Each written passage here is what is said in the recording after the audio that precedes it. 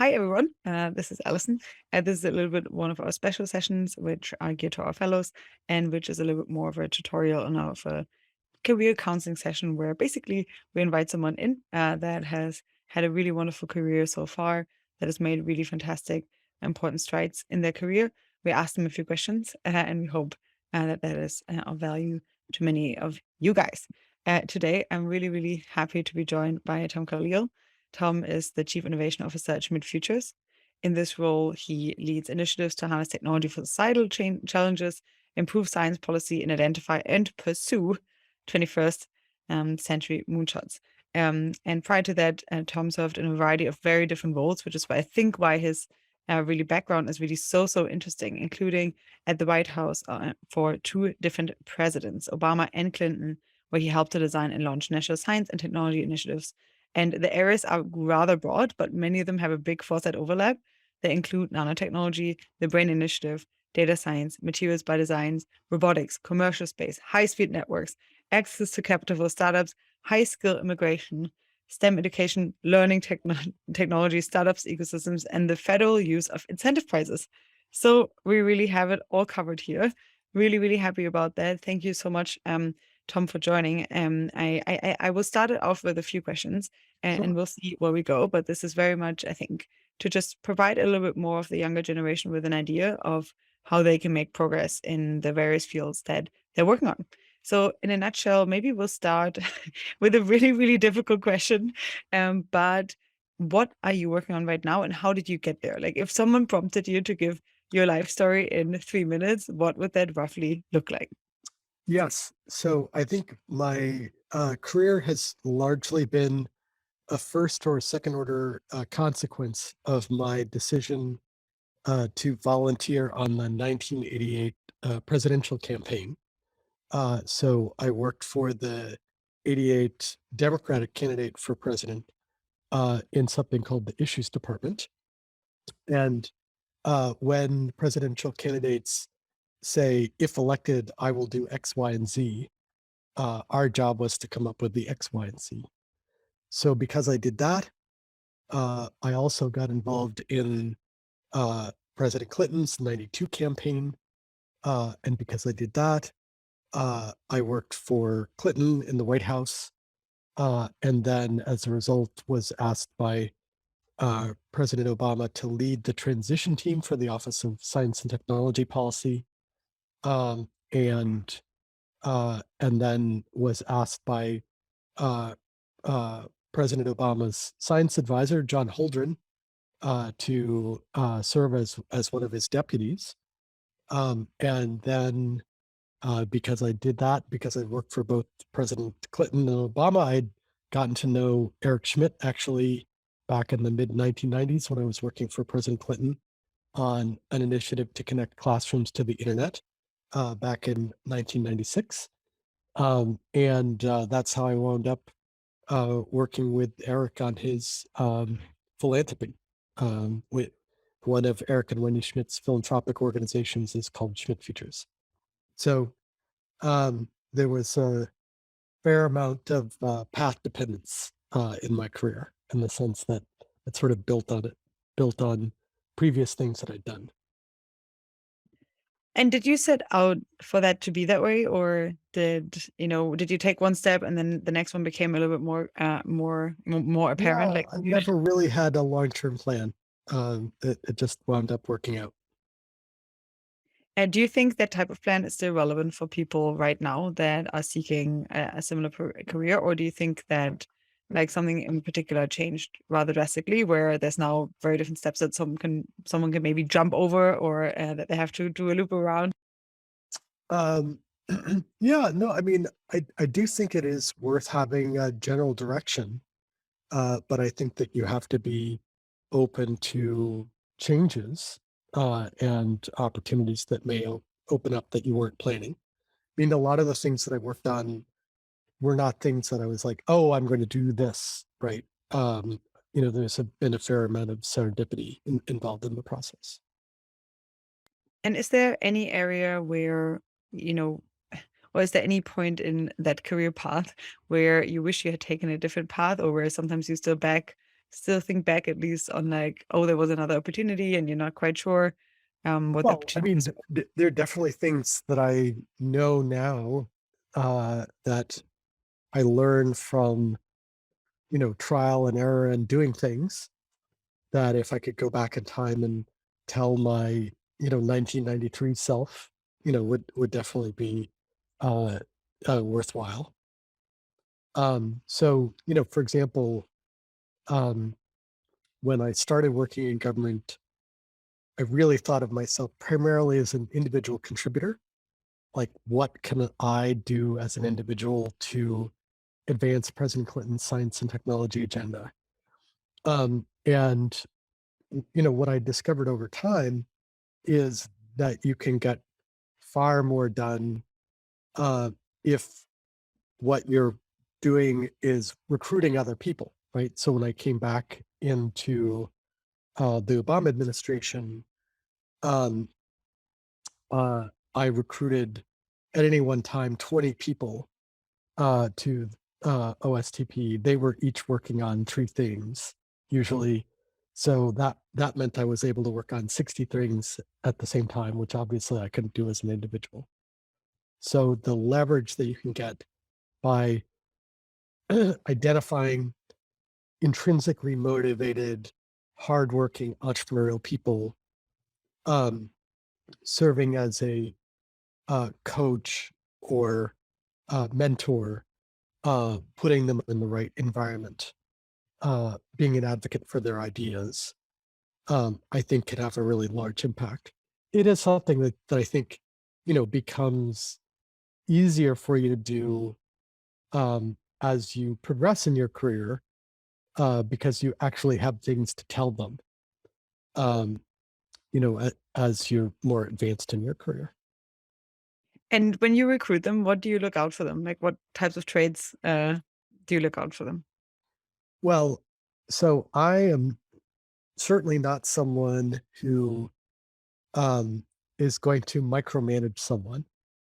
Um, so I think it's very helpful if they have at least a hypothesis of what they want to accomplish that they are intrinsically motivated by. So um, I'm not the type of person who is going to spoon feed someone what they should be working on a day-to-day basis. I'm happy to serve as their coach, mentor, and advocate.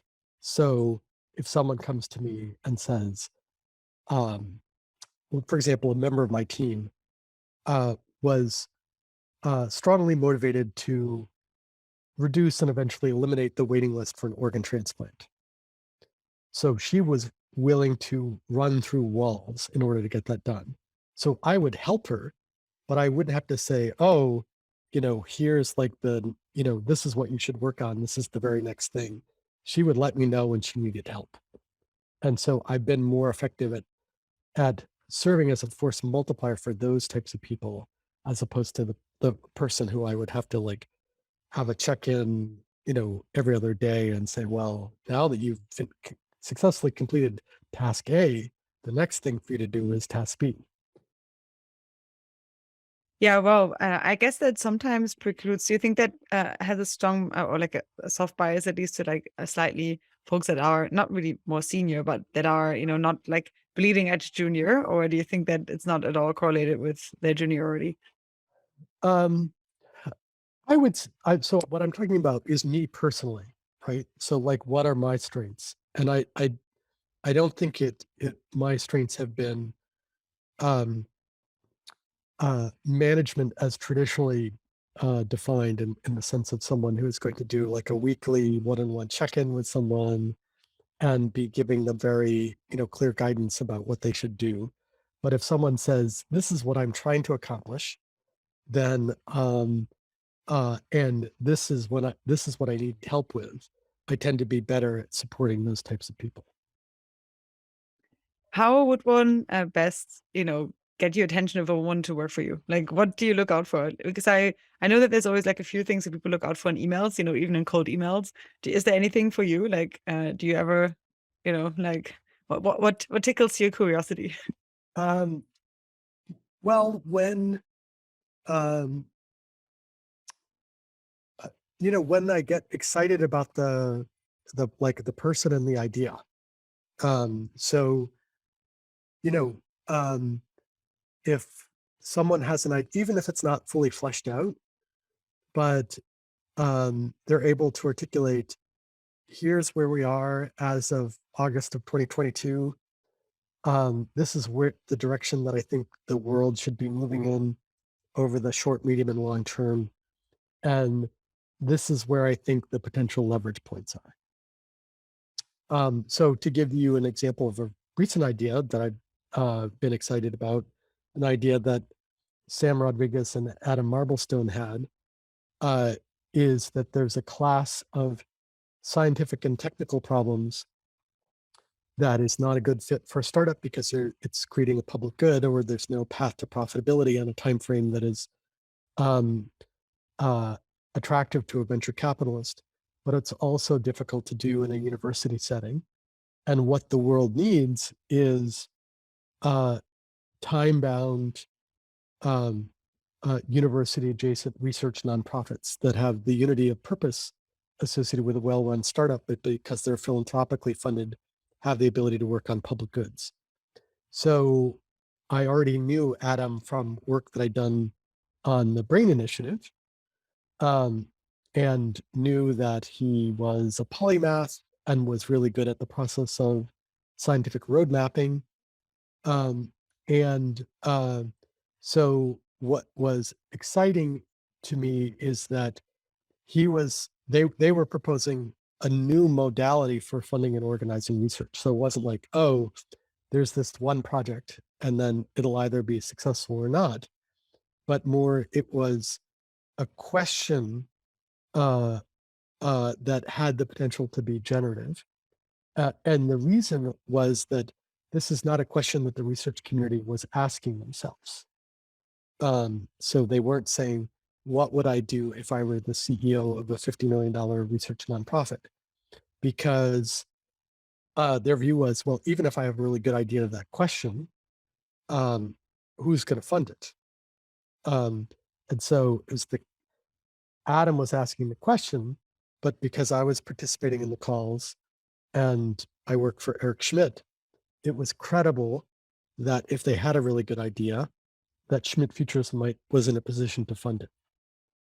And so what we did was we increased the expected return associated with answering a new question, which is if FROs existed, is there an important bottleneck in the field of in some subfield of science and technology that they could help address? Yeah, and address they did, right? I think they've been spinning out left and right. And yeah, it's really wonderful how many folks from newly emerging and blossoming FROs I see at various San Francisco events. So it's been really interesting to see that watch from like the idea generation phase into a phase where it's now, almost almost like a normal three-letter term that people refer to when they talk about scientific innovation. It's been rather surprising the speed at that, right? Yeah. No, I mean, and so um, I think my superpower is the ability to get excited about other people's ideas.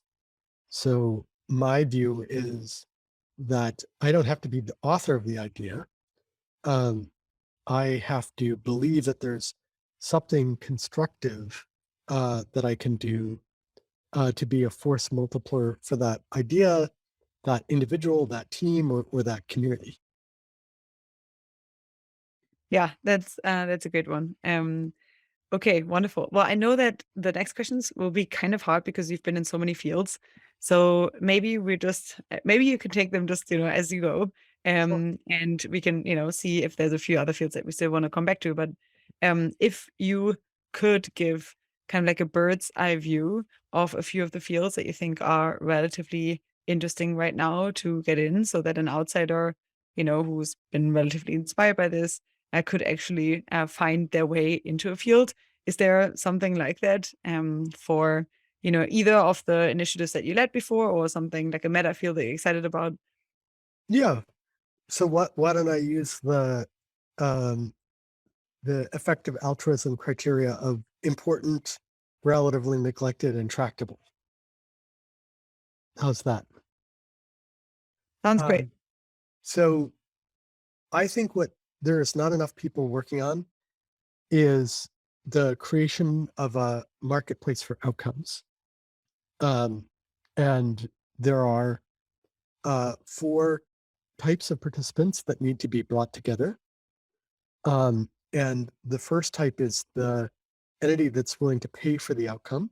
So, an example here is Operation Warp Speed said to Pfizer and Moderna, if you develop a COVID vaccine, which gets an emergency use authorization from the FDA, then we will buy X hundred million doses. So that's one type of participant. The second is the teams that believe that they can achieve that goal. The third is the investors who are backing the teams. And the fourth is the economists and subject matter experts and lawyers who are designing the contracts. So the status quo is that right now the government um, has a very well established process for making financial commitments that are contingent on failure. Those are loan guarantees. So if you were to look at the balance sheet of the federal government, you would see over $1 trillion in loan guarantees. So that's the government saying, if Allison takes out a loan and goes bankrupt, then the US government will assume Allison's debt obligation, as opposed to saying, um, if if Allison does something amazing to bring about existential hope, then we will provide an incentive prize for Allison. Um, so this strikes me as uh, something that we should change. That is, we should make it more commonplace that there are uh, individuals and organizations who have some problem that they want to see solved in the world, who are able to come up with a performance-based description of uh, of an unmet need, and be willing to provide some um, financial commitment that is contingent on success. And that could be an incentive prize, a advanced market commitment, which is a purchase order for a product that doesn't exist yet, a series of milestone payments for intermediate progress towards some goal. And my view is we don't have enough people who know how to do that. That is, design those mechanisms. So it's still a relatively rare and exotic thing, as opposed to something that we do a lot more of it. And so the whole energy and climate area is one of the areas we need to do this. And the reason is that in many instances, um, the climate solutions we need either don't exist or they're too expensive. So they have a green premium. So carbon neutral cement is more expensive than regular cement. Sustainable aviation fuel is more expensive than regular aviation fuel. Carbon neutral steel is more expensive than regular steel. Um, and so if you said like, well, how did we get solar and wind uh, down the learning curve? Um, it was policies like the German feed-in tariff uh, that even if you can say, well, it wasn't perfectly designed, um, and maybe Germany is a strange place in the world to do this because they get so little sunshine. It's demand pull policies like that that were as or more important than R&D, because if we want to solve the climate problem, um, these technologies have to get economies of scale, and they have to take advantage of something called Wright's law, which is the reduction in cost that is associated with a doubling in volume, and that grows out of learning by doing. And that's why solar has come down by 90%.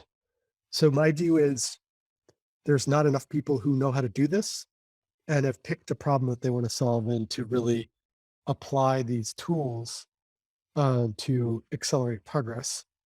And I would like to see more people doing that. how would one go about setting up an incentive prize in another area than climate? Like, would it be you make a pretty good proposal with a few stakeholders involved, according to your, what is it, magic telephone prompt, and then they write you, or like how would one even get started about it? Is there a working a working model like this already out there apart from climate? Yeah, so the global health community does this a fair amount. And there's, you can think of several different stages of this. There's, identifying at a high level the problem that you want to solve, and then coming up with a performance-based description of an unmet need, which in the health community that they call a target product profile. So, for example, UNICEF and Rice um, use the Delphi method to identify the performance attributes of low cost, rugged medical devices that would reduce newborn mortality in uh, sub-Saharan Africa and other developing countries. So UNICEF and Rice, for 15 different types of medical devices and diagnostics, have developed very clear outcome-based definitions of the innovations that would address um, unmet needs and reduce newborn mortality in developing countries, which is the overall goal that they had. And they've done that for 15 different types of devices. Okay, cool. That's very concrete. I love it. Your examples are always like spot on. Um, I think what I would really love to do, I don't know if you're open to that, is but actually dive deep a little bit into the different areas that you led in your life, Sure. because overlap really well with many of the things that our fellows work on. Mhm. And we just slice them up one by one. Yep. So one, obviously, you had a really wonderful and rather big role in nanotechnology and advancing nanotechnology quite early on. Couldn't you speak a little bit to that, and like perhaps if you still have your fingers on on the issue, which I think you do, how have things in nanotech changed for someone new entering that field? Are there any things you could recommend them, or any opportunities, or just problems you want to point them to? Like, yeah, perhaps your history of like how you advanced nanotech back then, and if there's anything that people now can learn from that. Yeah. So I have to say that, like, at a very high level of abstraction, um, and this is not necessarily something that I planned. So it was more something that I discovered.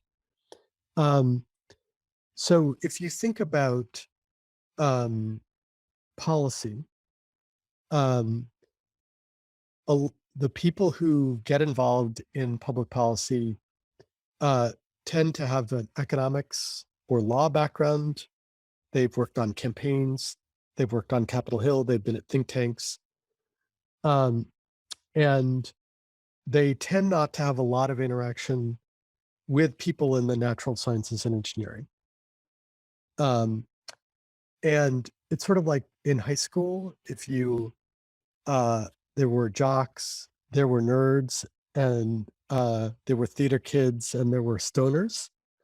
And if you were to look at the social network of the high school, there wouldn't be a whole lot of overlap between the jocks and the nerds, for example. And I think the same thing is true with respect to policymakers and people in the natural sciences and engineering. And so as a result, there's a lot of um, mutual incomprehension between those communities.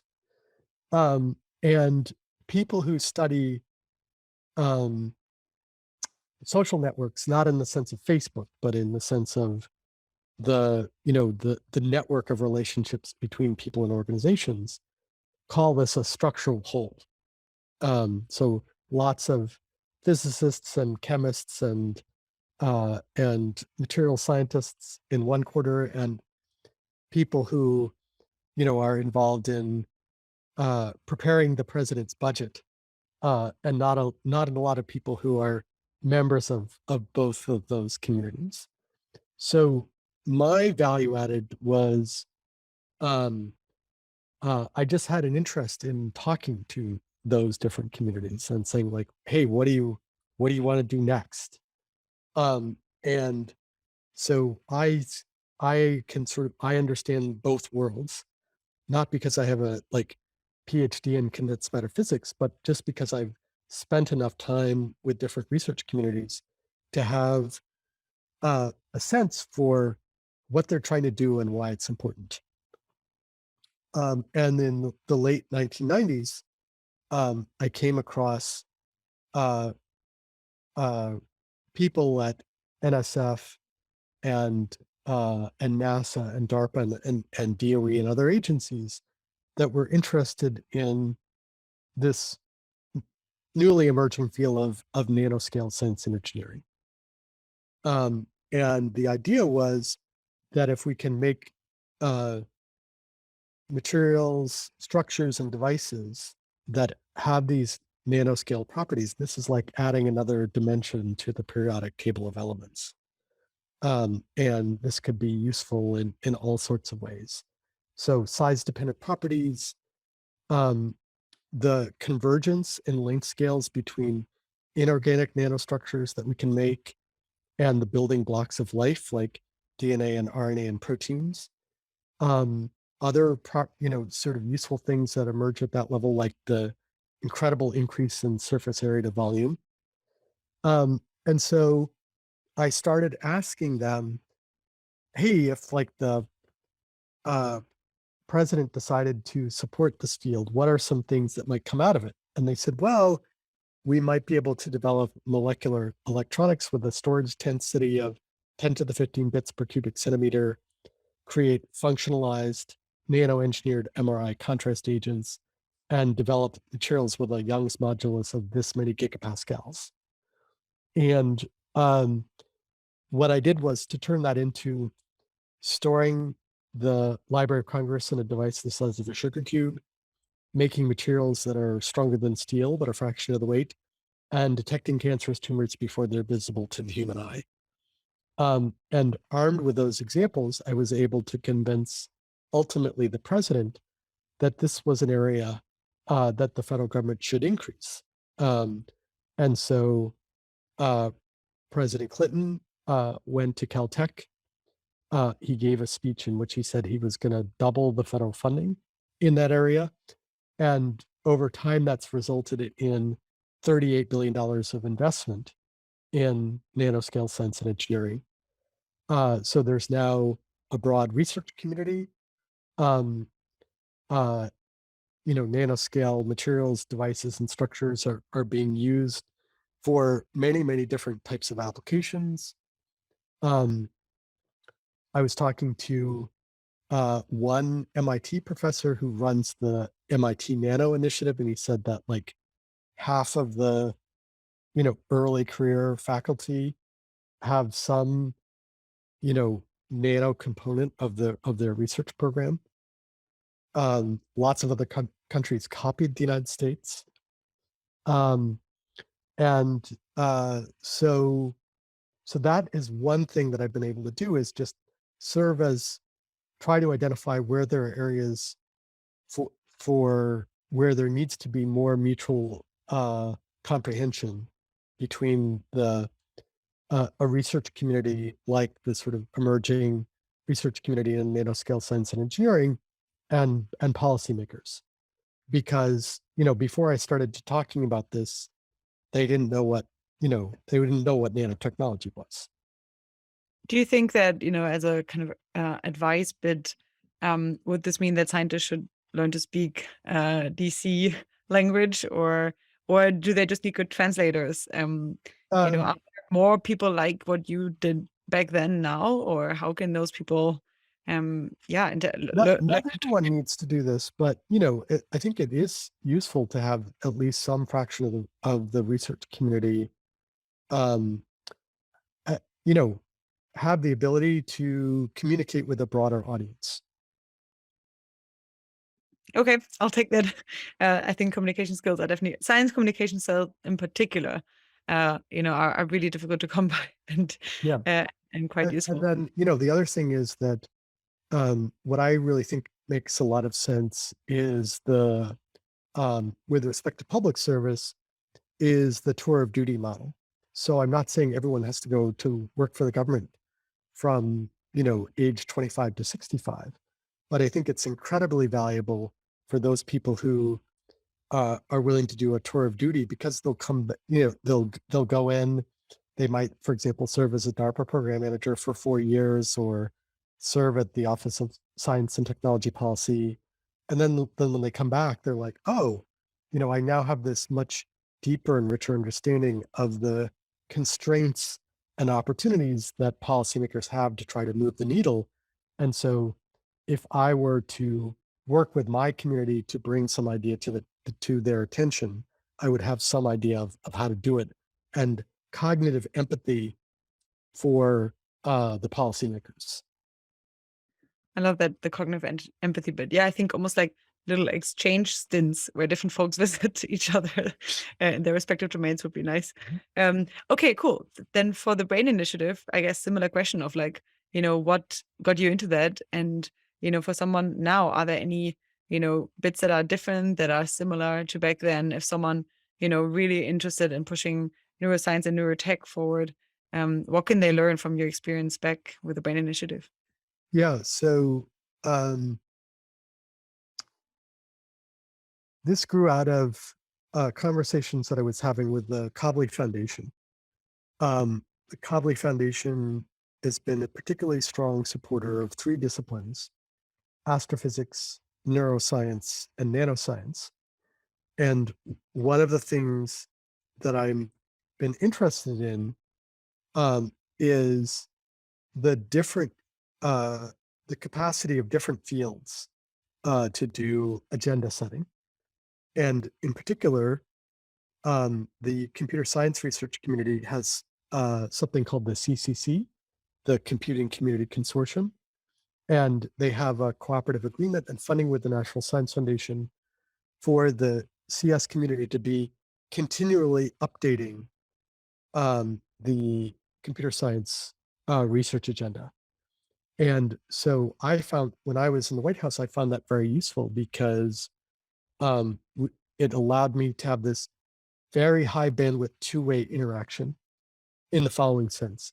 One is they could give me an idea like, oh, we think robotics is near a tipping point um, because of these set of technological advances. And the next natural step would be for the US government to do X. And then, so I worked on the National Robotics Initiative, which grew out of a roadmap that the CCC had produced. And President Obama announced it in a speech that he gave at Carnegie Mellon University, in which he also announced the Materials Genome Initiative, which is another effort that I worked on. But also, I could go to them and saying, "Hey, we just got an advisory committee report that says that the future of computing is not just about faster and faster supercomputers. It's how do we make the transition to data intensive computing?" So this was around 2010, 2011, when this idea of big data and things like Hadoop had sort of first gotten on people's radar screens. So I was able to go to them and say, we're likely to do something in this area. I want you to write a bunch of white papers in that area, and that'll inform what the federal government does in this area. So that was incredibly useful, and I was interested in um, whether other fields could develop a capability like that. And the Cobley Foundation, and I also asked people, in the same way that President Kennedy said, let's put astronauts on the moon by the end of the decade and have them safely return, what are the sort of similarly ambitious goals that we should be setting in the 21st century? Um, and the Cobley Foundation organized a workshop that had half neuroscientists and half people in fields like nanoscience and synthetic biology. And the neuroscientists were complaining about how far they were from having something like the central dogma of molecular biology, which is how does information flow from DNA to RNA to proteins? And when they were asked, why do you think that is? Why don't you have something like that for neuroscience?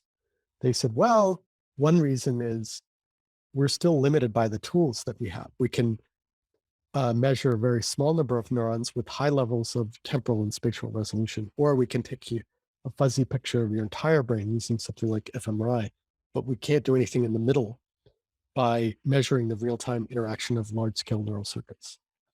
And then the people who are there more from like the technology side were like, well, why don't we try to do that, right? So could we actually develop the tools that would allow us to measure the real-time interaction of large-scale neural circuits? And so they brought that idea back to me, and I said, look, I'm not a neuroscientist, so I'm going to have to talk to some neuroscientists to see, what the level of excitement is about this idea. But this would definitely clear my bar for important enough for the president to get behind and advance. And so um, I also knew that there were really only three people in the U.S. government that I need to convince, um, the heads of NIH and NSF and DARPA, and I had worked closely with all three of them. And long story short, they all said yes. The president said yes, and then Congress did something that they almost never do. Usually, Congress just provides funding for something 1 year at a time. And in this particular instance, they were so excited about this idea that they provided 10 years of funding for the NIH component of the Brain Initiative. So the NIH component alone this year was at $900 million. So it really is beginning to have an impact on the types of tools that will allow us to understand how the brain works. And I suspect that it's going to be like an onion. We're going to peel away one layer and discover that there's another layer, right? So I'm not saying like, oh, neuroscience is going to be a solved problem in the next 5 years.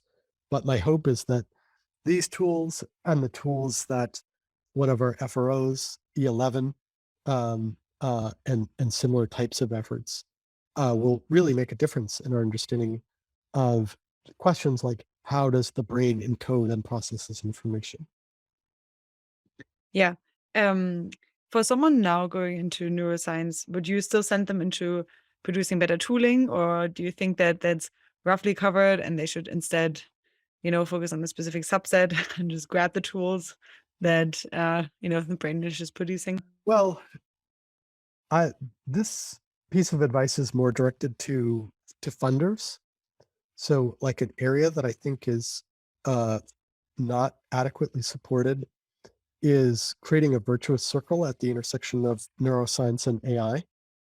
Um, so the reason it's not is because the dominant funder of neuroscience in the U.S. government is the National Institutes on Health, and they do not have the goal of reverse engineering how human and animal brains are working and using that to improve the develop to inspire the development of new AI, machine learning, hardware, software, and algorithms. So I think that's an area that we're under investing in relative to its importance. And I think it starts with people. So we need Cold Spring Harbor has a program that is trying to address that, but we should have programs lots of different places where someone who has in an expert in machine learning is spending time in a neuroscience lab and vice versa. I love that. Okay, so that would be not necessarily neuromorphic computing then, but like just generally even algorithms inspired by different types Yeah, of brain architectures. yeah. So like, how is it that the brain operates with like 20 watts? How is it that, when we're training an algorithm, oftentimes we have to provide millions of examples. A child generally only burns themselves on a hot stove once. Okay, yeah. Well, there are exceptions. I definitely still do that sometimes. But But you don't have to burn yourself a million times. yeah, that's true. Fine. I'm not quite that I'm not quite there yet.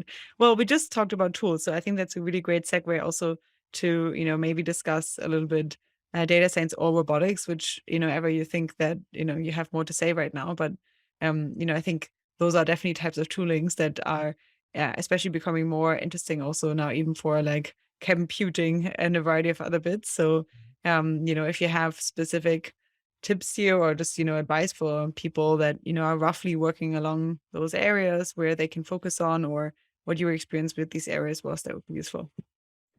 Yeah. Um, so um, one way I think about this um, is there a question uh, where not enough people in the research community are thinking about the answer for some structural reason? And there's I I have an intuition that answers to those questions would to that question would be really worthwhile. And I'll give you one example of this, um, or more, depending on how much time you have. But I'll give you my like top priority. So um, there is a researcher whose name is David Donahoe. He wrote a piece called 50 Years of Data Science. Um, and he noted that the areas where data science and machine learning has really made the most progress is where we have something called a common task framework. So what does that mean? So there's like a specific problem um, that the research community is trying to solve. There is a data set that allows them to get better at solving that problem. There is an agreed upon benchmark, and there is a leaderboard. So those are sort of the building blocks of what he calls the common task framework. And he said, to first approximation, the areas where we've made progress are those areas where we have a common task framework in place. Um, and so when I read an article like that, my question is, well, um, let's take the role that machine learning is playing in accelerating the pace of scientific discovery. Um, what is the area where we've made the most progress? Allison, any guesses? Um, Have good benchmarks? how about AlphaFold 2? DeepMind just said, here are 200 million predictions of protein structures that we're going to put in the public domain. What allowed them to do that? Um, a problem, namely, how do you go from uh, amino acid sequence to three-dimensional structure? A data set that is freely available called the Protein Data Bank, supported by government.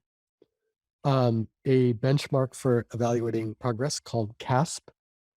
And those sort of building blocks were foundational to DeepMind being able to get the AlphaFold 2 result, and David Baker's lab at University of Washington to be able to do something similar to that. So um, why aren't um, so other disciplines are just beginning to say, oh, maybe we should do something like this. Um, but one reason why they might not is, again, um, it's a public good, so it's something that benefits an entire field. It doesn't disproportionately benefit any one company or any one academic lab. Number one, and number two, particularly if the data set would be expensive, they may not see a clear path to actually getting it funded. So that's another area where I have an intuition that there's a question like, what are the next 10 results that we could get that would have the impact of AlphaFold 2 if we had the right problem, data set, benchmark, leaderboard?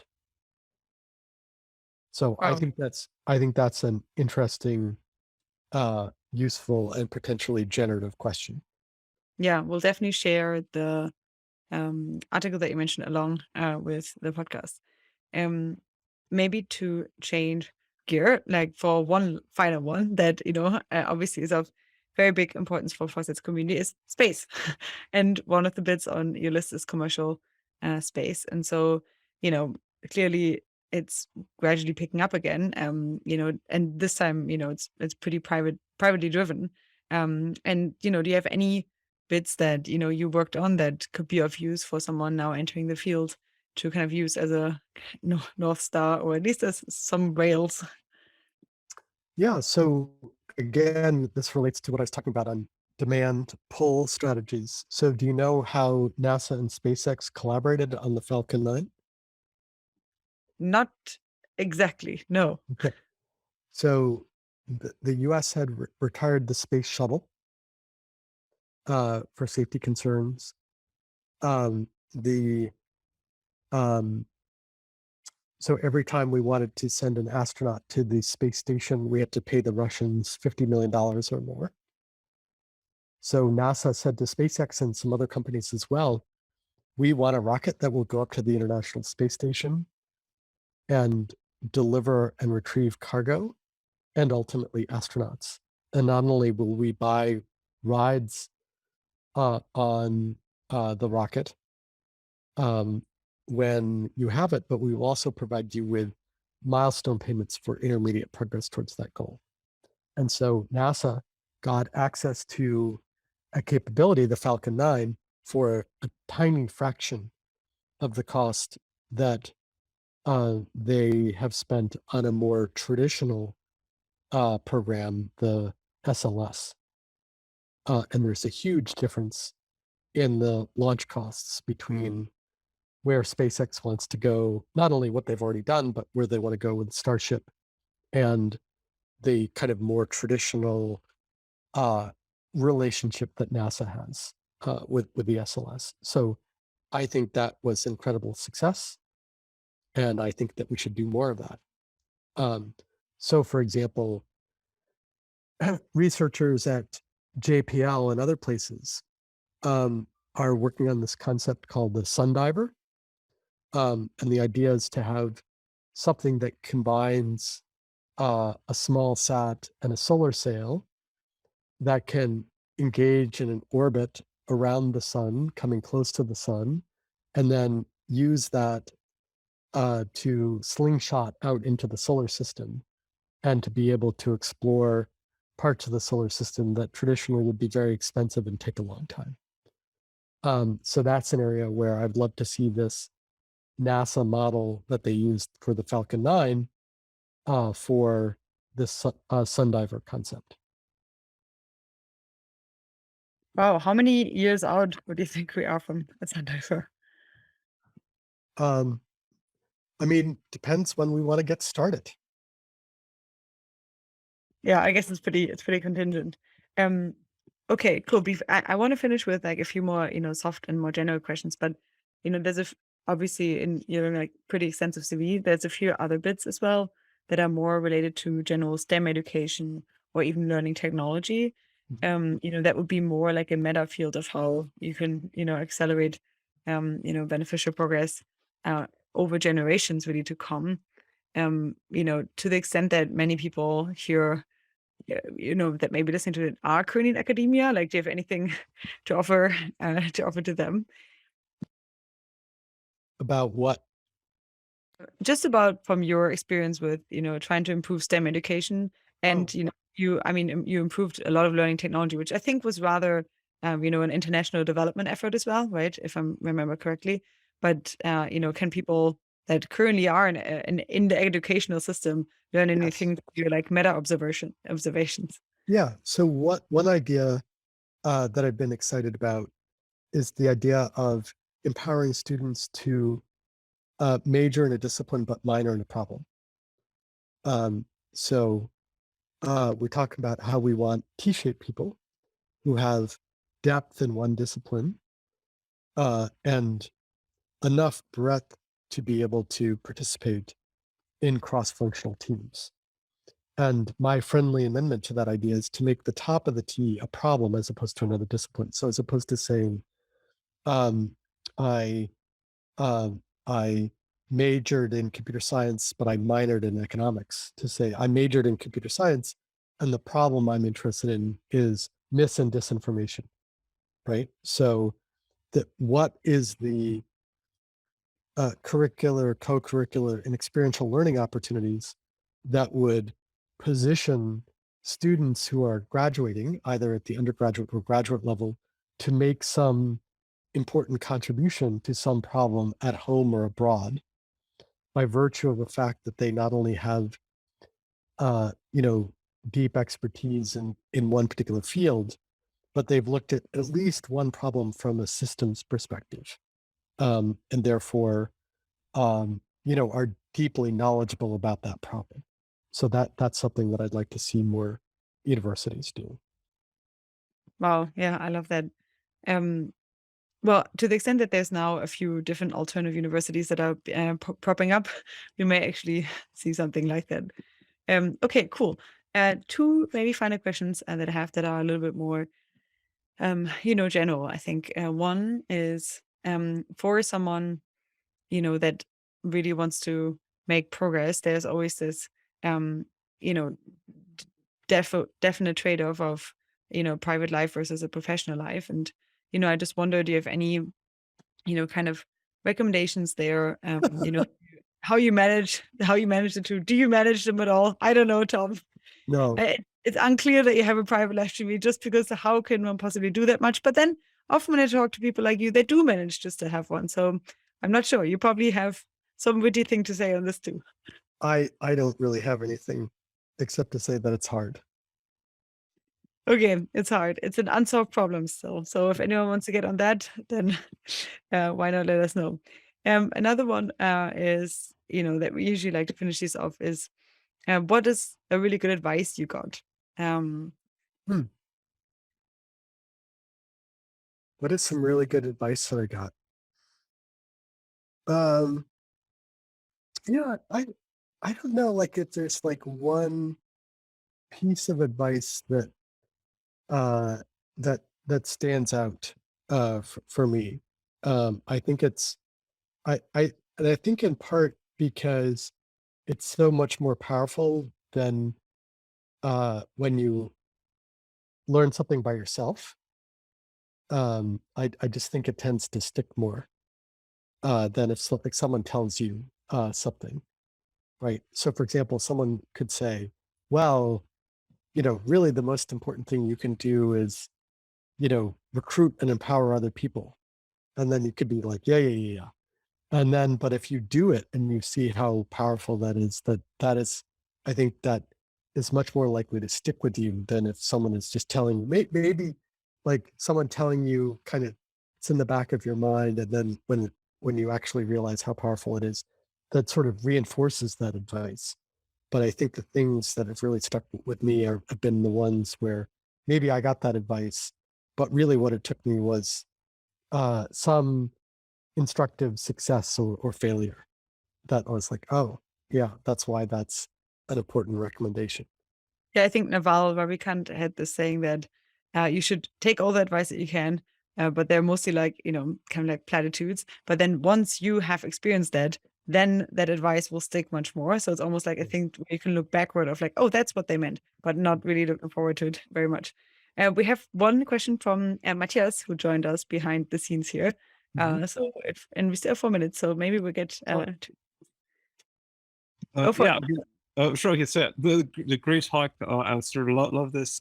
So I guess the question that I sort of have is just, I guess I don't know. It's almost like a mindset or psychological question because, like for example, when I look at a lot of these sort of projects and initiatives that you sort of mentioned, the way I see it, basically, like what they are all sort of striving for is that they need support from other people. They need all kinds of support, be it support from key decision makers, funders, just people that are going to work on these projects. And sort of starting out at the beginning as perhaps somebody who just, I don't know, has a vague idea or just a sense that something could be different, it can be sort of rather mystifying both like what kind of support is out there and is just kind of readily available, what support might be necessary to make certain things happen, and like how to go about obtaining both. And I'm just curious as to like what do you see as like the right mindset to have given that to kind of retain sort of an agentic sense about kind of trying to make things happen.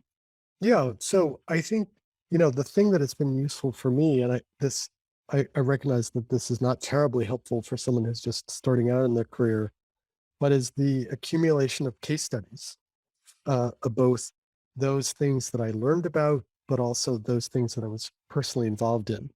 Because once I ran a play and it worked, I was like, oh, I should do more of that, right? So I think you can get some of that just by talking to people who've been successful and saying, like, what were all the steps?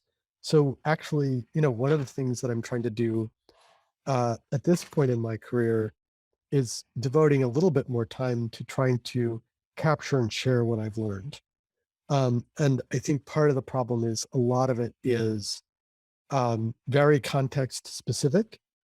So the world of people and organizations and policy, for example, is not like, Newtonian mechanics and the second law of thermodynamics or something like that, where you can write down these equations.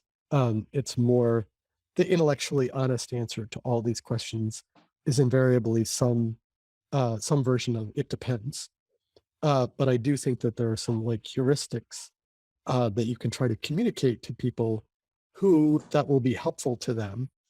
But I find that a lot of the advice that I give that's most useful is if I understand the specific problem that someone is trying to tackle, as opposed to just saying, well, in the abstract, how would you increase your net beneficial impact in the world? I think that's a difficult question to answer. But if someone said, it really bothers me that, there's some set of actors that is not doing the thing that I think they should do. I can give them some pointers about what is the homework that I think they should do to increase their chances of being successful in trying to influence or shape that decision. I see nodding from Matthias. Wonderful. Well, thanks. I mean, you've definitely done exactly what you said that you're doing, of like sharing a little bit of your knowledge. Thank you so, so much. We'll be in touch when the video is ready to be sent to our follows. And we'll be trying to include many of the links that you already mentioned and dropped here in the chat. It was really, really wonderful to have you. Thank you so, so much. It was really, really nice for you to join. And I'm sure people will learn a lot once this is published. Thank you, Tom. Have a wonderful rest of your day.